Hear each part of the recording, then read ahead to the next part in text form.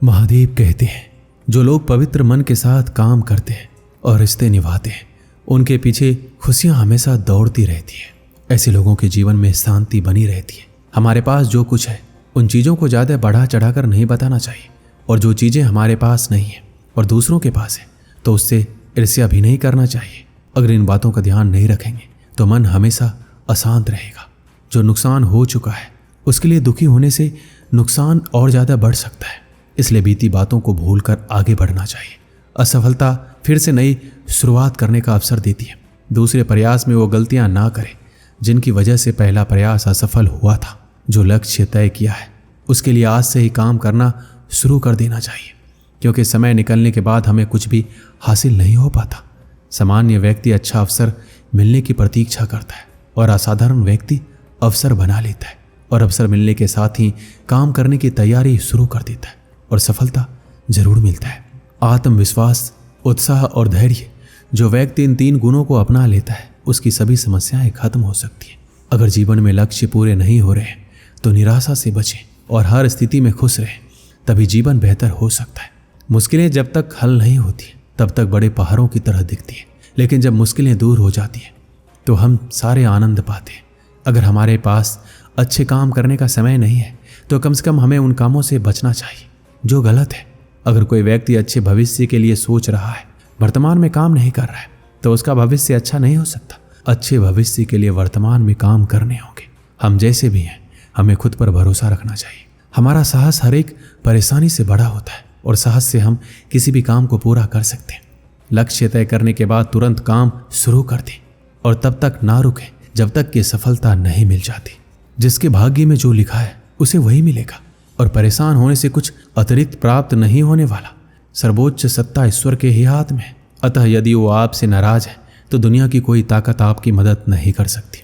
तुम्हारी वजह से जीते जी किसी की आंखों में आंसू आए तो सबसे बड़ा पाप है। लोग मरने के बाद तुम्हारे लिए रोए, ये सबसे बड़ा पुण्य है। इसलिए जिंदगी में ऐसे काम करो कि मरने के बाद तुम्हारी आत्मा की शांति के लिए किसी और को प्रार्थना नहीं करनी पड़े, क्योंकि दूसरों के द्वारा की गई प्रार्थना किसी काम की नहीं होती। एक आदमी ने ईश्वर से पूछा कि आपके प्रेम और मानवीय प्रेम में क्या अंतर है। ईश्वर ने कहा, आसमान में उड़ता पंछी मेरा प्रेम है और पिंजरे में कैद पंछी मानवीय प्रेम है। प्रेम में अद्भुत शक्ति है। किसी को जीतना है तो आप उसे तलवार से नहीं, प्यार से जीत सकते हैं। तलवार से आप उसे हरा सकते हैं, पर उसे जीत कदापि नहीं सकते। आपको अपने भीतर विकास करना होगा। कोई आपको सिखा नहीं सकता, कोई आपको आध्यात्म नहीं बता सकता। आपको सिखाने वाला और कोई नहीं, सिर्फ आपकी आत्मा ही है। समय और शब्दों का प्रयोग लापरवाही से नहीं करना चाहिए, क्योंकि ये दोनों ना दोबारा आते हैं ना ही मौका देते हैं। सुनी सुनाई बातों पर कभी विश्वास नहीं करना चाहिए, क्योंकि लोग आपको वो बातें नहीं बताते जिसमें वह खुद गद्दार थे। लोगों से रिश्ते निभाकर बस एक ही बात सीखिए, किसी की हद से ज़्यादा फिक्र करोगे तो वह इंसान तुम्हें रद्दी के भाव समझने लगेगा। सिर्फ गलतियों का पुतला ही नहीं बल्कि परेशानियों का गुलाम भी होता है इंसान।